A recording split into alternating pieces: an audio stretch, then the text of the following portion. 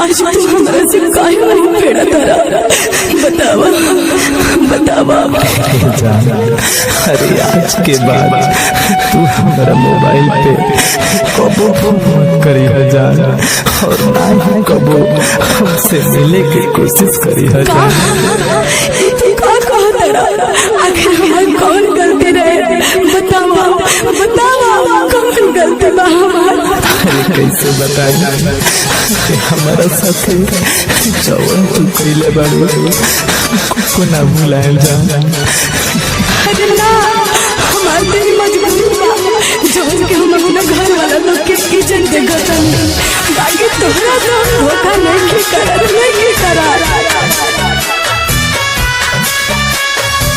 Music by Gaurav Roshan. जईबू तो जा सनम तोहरा गइला के गम ना बा।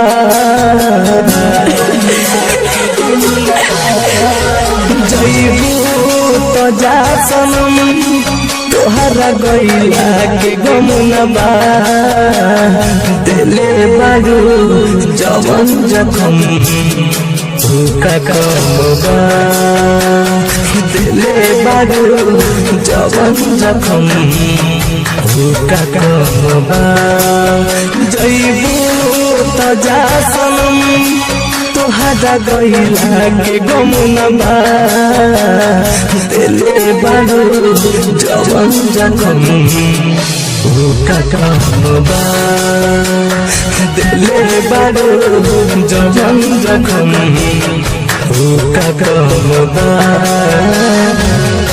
अरे तू का जनवा हमार मजबूरी ऐसे ही तू धोखाबाज नहीं खा सकत।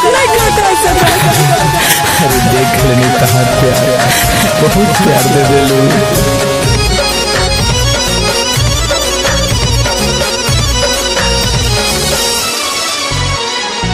होते बियाह चल जईबू सनम तू तो पिया बाटे घरे हो। सुनी खबर दिला बाई हमार भीतरे जहरे हो। होते बियाह चल जईबू सनम तू तो पिया बाटे घरे हो।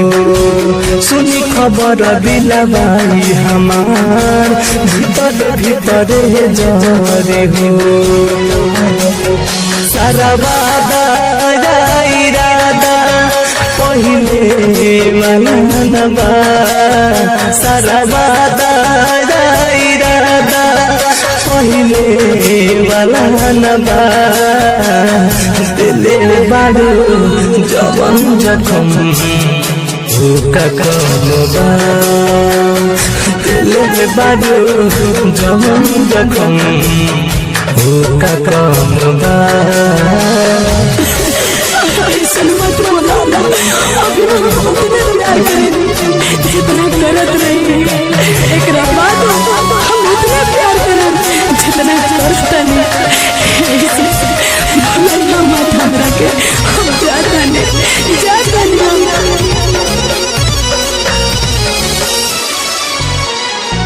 बात टूटल पहिले से हौर के कना तुरबू हो। हाइरिया जब राजा विकास के सुन रोब सुसुकबू हो। बात टूटल पहिले से हौर के कना तुरबू हो। हाइरिया जब प्रकाश राज के सुन रोब सुसुकबू हो। घुट के जियतानी बाकी तुहरा गम न बा। घुट के जियतानी बाकी तुहरा गम न बा। दिले बारू जवन जखम का कमबा। दिले बारू जवन जखम का कमबा।